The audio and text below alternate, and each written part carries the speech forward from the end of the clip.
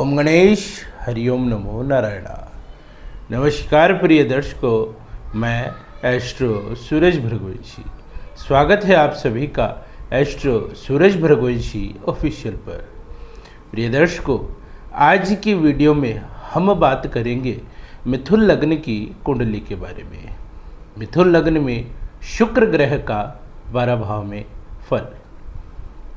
प्रिय दर्शकों, मिथुन लग्न की कुंडली में शुक्र ग्रह का 12 भाव में कैसा फल रहता है, किस भाव में उच्च के हैं, कहाँ नीच के हैं, कहाँ शुभ हैं, कहाँ अशुभ फलदायी हैं, इन सभी चीज़ों के बारे में आज की वीडियो में हम चर्चा करेंगे।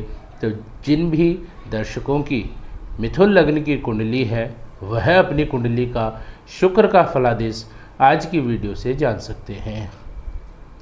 तो वीडियो के साथ लगातार बने रहें। साथ ही यदि नए दर्शक हैं तो चैनल को सब्सक्राइब ज़रूर करें और बेल आइकन पर क्लिक करें ताकि हमसे जुड़ी हुई तमाम वीडियो के नोटिफिकेशन आपके पास सबसे पहले आ सके, आप वहां से वीडियो देख सकें। और हाँ, यदि आप अपने बच्चों की हस्तलिखित जन्मपत्री बनवाना चाहते हैं, हाथ की जन्मपत्री कुंडली बनवाना चाहते हैं, तो आप नीचे स्क्रीन पर दिए हुए नंबर पर व्हाट्सएप मैसेज करके अपना अपॉइंटमेंट बुक करवा सकते हैं। तो वीडियो की शुरुआत करते हैं।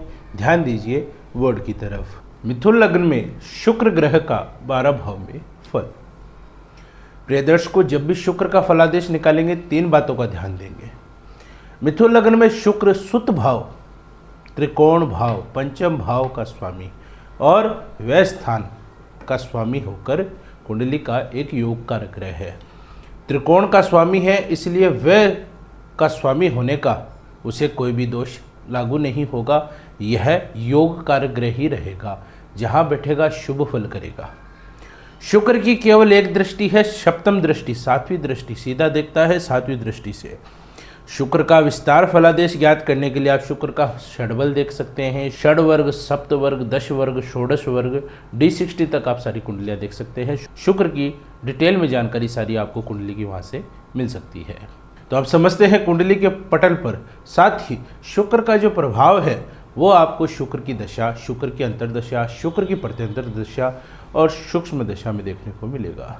कुंडली के पटल पर समझते हैं लग्न स्थान में यदि शुक्र हो तो बुध का मित्र होने के नाते यहाँ पर शुभ फल करेगा। सुंदर तेजस्वी बनाता है, व्यक्ति का शरीर आकर्षण से भरा होगा, दिखने में पहली नज़र में व्यक्ति दीवाना हो जाए ऐसा शरीर होता है। ऐसा व्यक्ति दिलफेंक आशिक होता है, ऐसा व्यक्ति मनमोजी होता है, शौकीन मिजाज आदमी होता है। ऐसा व्यक्ति खुद पर बहुत खर्चा करता है, खुद की लग्जरी लाइफ पर बहुत खर्चा करता है। महंगे कपड़े, वाहन, गाड़ियाँ, सेंट, परफ्यूम और सज संवर कर रहने वाला व्यक्ति होता है। ऐसा व्यक्ति स्पष्ट वक्ता होता है, अपनी बात सीधी कह देता है, घुमा फिरा कर बात नहीं करता है। ऐसा व्यक्ति सच्चा प्रेमी होता है, किसी को दिल से चाह लिया तो उसके लिए मर मिटेगा ऐसा व्यक्ति होता है। ऐसे व्यक्ति ज़्यादातर लव मैरिज करते हैं, अपनी पसंद से, अपनी मर्जी से शादी करते हैं। सप्तम दृष्टि के फलस्वरूप सुंदर पत्नी प्राप्त होती है। जैसे कहा, लव मैरिज करते हैं तो मन मर्जी की शादी होती है। ऐसे व्यक्ति साझेदारी का व्यापार करे तो फायदा होता है। यदि सुतेज शुक्र यदि द्वितीय भाव में बैठ जाए तो यहाँ पर शुभ फल करते हैं, व्यक्ति को धनवान बनाते हैं, आकर्षण वाणी होती है। ऐसे व्यक्ति जब भी कुछ बोलते हैं तो लोग उन्हें सुनना पसंद करते हैं। ऐसे व्यक्ति कुटुंब से प्रेम प्राप्त करते हैं, परिवार में उनकी अच्छी बनती है। ऐसे लोग अच्छे कपड़े और इत्र के ज़्यादा शौकीन होते हैं। ऐसे लोग उच्च शिक्षा प्राप्त करते हैं, उत्तम संतान का सुख इन्हें प्राप्त होता है। सप्तम दृष्टि के फलस्वरूप व्यक्ति दीर्घायु होता है। वाहन अकस्मात दुर्घटना, चोट चपेट, ये सब घटनाएं बहुत कम होती है। सुतेज शुक्र यदि तृतीय भाव में सहज भाव में बैठ जाए तो यहाँ पर भी शुभ फल करते हैं। तीसरे भाव में व्यक्ति को छोटी बहन का योग बनता है, व्यक्ति की छोटी बहन ज़रूर होती है। तीसरे भाव में शुक्र हो तो व्यक्ति गायक बन सकता है, अच्छा सिंगर बन सकता है, डांसर बन सकता है, कला के मामले में पेंटर बन सकता है। ऐसा व्यक्ति धार्मिक होता है, प्रभु में आस्था रखता है, भाग्यशाली होता है, भाग्य उसका समय समय पर साथ देता है। ऐसे व्यक्ति छोटी यात्राएं रोजाना करते रहते हैं, ज़्यादातर छोटी यात्राएं करते हैं। सुतेज शुक्र यदि चतुर्थ भाव में बैठ जाए तो यहाँ पर शुक्र मिक्स फल करते हैं, मिश्रित फल देते हैं। ऐसे व्यक्ति को भूमि, भवन, जमीन, जायदाद ये सब चीज़ें तो मिलती है, माता का सुख भी मिलता है, लेकिन ऐसे व्यक्ति थोड़े चालाक होते हैं, विदेश में रहते हैं, ज़्यादातर विदेशवासी होते हैं, लेकिन इनकी शिक्षा में विघ्न पड़ता है। ऐसे लोगों को संतान के जीवन में कष्ट देखना पड़ता है। ऐसे लोगों को पहली बात संतान बड़ी मुश्किल से होती है। संतान हो जाए तो संतान का जीवन सुखी नहीं होता है, संतान के जीवन में कष्ट ज़्यादातर रहते हैं। यदि सुतेश शुक्र पंचम भाव में बैठ जाए तो ऐसे व्यक्ति को प्रथम पुत्री के योग बनते हैं, पहली संतान पुत्री के रूप में प्राप्त होती है। ऐसे व्यक्ति का भाग्योदय पुत्री के होने के बाद होता है। उनकी पुत्री उनके लिए इतनी लकी होती है जो उनका पूरा जीवन बदल दे, पैसे में उनको लिटा दे, ऐसा काम करती है। ऐसे व्यक्ति एक सफल प्रेमी होते हैं। ऐसे व्यक्ति को अधिक स्त्री मित्र होते हैं। ऐसे लोगों की फ्रेंड सर्किल ज़्यादा स्त्रियों में होता है। ऐसे लोग कामी प्रवृत्ति के होते हैं, कामवासी होते हैं। सप्तम दृष्टि के फलस्वरूप ऐसे लोगों को अपनी बड़ी बहन से सहयोग मिलता है, बड़ी बहन से इनकी सहायता बहुत होती है। ऐसे लोगों को अपने मित्रों से धन का सुख प्राप्त होता है।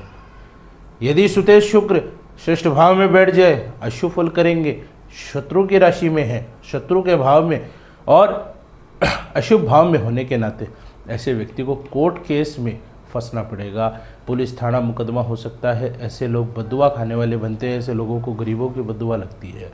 ऐसे लोग स्त्री से संबंध रखते हैं और पर स्त्री पर धन खर्च अधिक करते हैं। ऐसे लोगों की बदनामी होती है, समाज में उनकी बदनामी होती है, नीची नज़रों से देखा जाता है। ऐसे व्यक्ति को स्किन का रोग हो सकता है।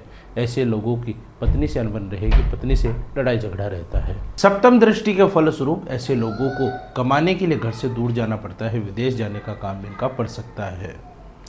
यदि सुतेश शुक्र सप्तम भाव में बैठ जाए, अशुभ फल करेंगे, परम शत्रु की राशि है। यहाँ पर व्यक्ति का अंतर्जातीय विवाह होता है। ऐसा व्यक्ति अपने से अलग जाति की लड़की से विवाह करता है, भागकर शादी करता है, इसकी बदनामी होती है। ऐसे व्यक्ति की शादी के बाद भी, लव मैरिज करने के बाद भी अपनी पत्नी से अनबन रहती है, उनके साथ जीवन सुखी नहीं होता है, विवाह टूट भी सकता है। ऐसे व्यक्ति का स्थान परिवर्तन होता है, उसे बार बार इधर से उधर भटकना पड़ता है, एक जगह टिक करके निवास नहीं कर सकता है। ऐसा व्यक्ति शौकीन होता है, खुद पर सारा खर्चा करता है। ऐसा व्यक्ति कभी भी पैसे बचाने का काम नहीं करता, सारा खर्चा खुद के जीवन पर, खुद की लग्जरी लाइफ पर ही नष्ट कर देता है। ऐसा व्यक्ति सुंदर आकर्षक तो होता है, लेकिन ऐसे व्यक्ति की जीवन की कोई सोच नहीं होती है। ऐसा व्यक्ति अपना जीवन एक नियमित रूप से और एक संगठित तरीके से सुचारू रूप से चलाने में सक्षम नहीं होता है। ऐसे लोगों का दिमाग लिमिटेड होता है, आगे की भविष्य की सोचकर नहीं चलते हैं। यदि सुतेश शुक्र अष्टम भाव में बैठ जाए तो यहाँ पर भी अशुभ फल करते हैं। अष्टम भाव में शुक्र हो तो व्यक्ति की कोई सुनवाई नहीं करता है, ऐसे व्यक्ति की कोई इज्जत नहीं होती है। ऐसे व्यक्ति को बीवी तो सुंदर मिलती है, लेकिन वो शक की बीवी होती है और शक के चलते इनके जीवन में बहुत ज़्यादा लड़ाई झगड़े होते हैं। लोग मोहल्ला तमाशा देखता है, ऐसा काम होता है। ऐसे व्यक्तियों को संतान कष्टपूर्ण प्राप्ति होती है, संतान लेट प्राप्त होती है, जो होती है उसके बाद भी संतान का सोच इन्हें जीवन भर लगा रहता है, संतान की चिंता रहती है। ऐसे व्यक्ति को गुप्त रोग होता है। ऐसा व्यक्ति अधर्मी होता है, लेकिन दीर्घायु होता है।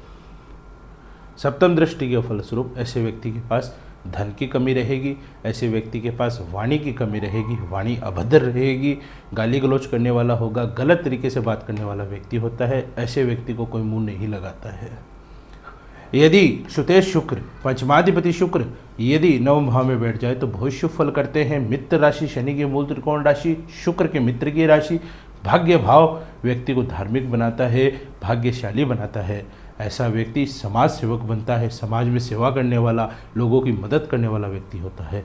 ऐसे व्यक्ति को पत्नी से भाग्योदय होता है, पत्नी का भाग्य उसके भाग्य में मिलकर उसके भाग्य को चार चांद लगा देता है। उसके जीवन में उसकी जो पत्नी है वो सबसे ज़्यादा लकी होती है। ऐसे व्यक्ति तीर्थ यात्रा में रुचि रखते हैं, पूजा पाठ, होम हवन, देवी देवताओं के कार्य, इन सब में इनकी अधिक रुचि होती है। हवन कांड में इनकी रुचि होती है। सप्तम दृष्टि के फलस्वरूप ऐसे व्यक्ति पराक्रमी होते हैं। ऐसे व्यक्ति को छोटी बहन का योग बनता है। ऐसे व्यक्ति संगीतकार भी बन सकते हैं। यदि सुतेश शुक्र दशम भाव में बैठ जाए तो यहाँ पर बहुत शुभ फल करते हैं। दशम भाव में शुक्र व्यक्ति को चालाक बनाता है, होशियार बनाता है। ऐसा व्यक्ति संगीत प्रेमी होता है, संगीत सुनने का बहुत भयंकर शौकीन होता है। ऐसा व्यक्ति छत पे बड़े बड़े स्पीकर लगा के गाने सुनता है, वो वाला व्यक्ति ऐसा होता है। ऐसा व्यक्ति शरीर से स्वस्थ होता है, हुनरमंद होता है, कला का ज्ञानी होता है। ऐसा व्यक्ति लेडीज़ आइटम का व्यापार करता है और लेडीज़ आइटम के व्यापार से ही उसको फ़ायदा होता है। लेडीज़ आइटम का व्यापार करता है और एक से अधिक व्यापार करता है। सप्तम दृष्टि के फलस्वरूप ऐसे लोगों को भूमि, भवन, जमीन, जायदाद का सुख मिलता है। ऐसा व्यक्ति अपने दम पर अपने पैसे से कमा करके भूमि खरीदता है, उस भूमि पर मकान बनाता है, अपने घर के आगे गाड़ी खड़ी करता है, समाज में इज्जत, मान सम्मान प्राप्त करता है। यदि पंचमाधिपति सुतेश शुक्र एवं एकादश भाव में बैठ जाए तो यहाँ पर अशुभ फल करता है। ऐसा व्यक्ति बात से पलटू होता है, कहकर मुकर जाता है। ऐसे व्यक्ति की पत्नी की उसके घर में चलती है, उसकी खुद की कोई कद्र नहीं होती है। ऐसे व्यक्ति को अपने बड़े भाई से क्लेश रहता है, विरोध रहता है, लड़ाई झगड़ा रहता है। ऐसे व्यक्ति को प्रथम संतान पुत्री के रूप में प्राप्त होती है। यदि सुतेश शुक्र वह भाव में, द्वादश भाव में बैठ जाए तो यहाँ पर भी मिक्स फल करते हैं, मिश्रित फल करते हैं। ज़्यादातर विदेश योग बनते हैं। व्यक्ति को रोगिणी पत्नी प्राप्त होती है। ऐसा व्यक्ति जुआरी होता है, जुए में पैसे हारने वाला जुआरी होता है। ऐसा व्यक्ति कामी प्रवृत्ति का होता है। ऐसा व्यक्ति पर स्त्री से संबंध बनाता है, जिसके कारण समाज में मान सम्मान उसका नाश होता है, उसकी बदनामी होती है, लोग उससे बात करना पसंद नहीं करते। ऐसे व्यक्ति को छोटी मोटी बीमारी होती रहती है। ऐसे व्यक्ति को कोर्ट केस में भी फंसना पड़ता है। तो ये है मिथुन लग्न में शुक्र ग्रह का 12 भाव में फल। मैं आशा करता हूँ कि आपको यह वीडियो पसंद आया हो, अच्छा लगा हो। आपको कैसा लगा आप कमेंट करके ज़रूर बताएंगे। साथ ही यदि नए दर्शक हैं तो चैनल को सब्सक्राइब करें। और हाँ, यदि आप अपनी या अपने बच्चों की हस्तलिखित हाथ से बनी हुई जन्म पत्रिका प्राप्त करना चाहते हैं, बनवाना चाहते हैं, तो आप नीचे स्क्रीन पर दिए हुए नंबर पर व्हाट्सएप मैसेज करके अपना अपॉइंटमेंट बुक करवा सकते हैं। मैं एस्ट्रो सूरज भृगवंशी इसी के साथ अपनी वाणी को विराम देता हूँ। धन्यवाद। जय भैरव।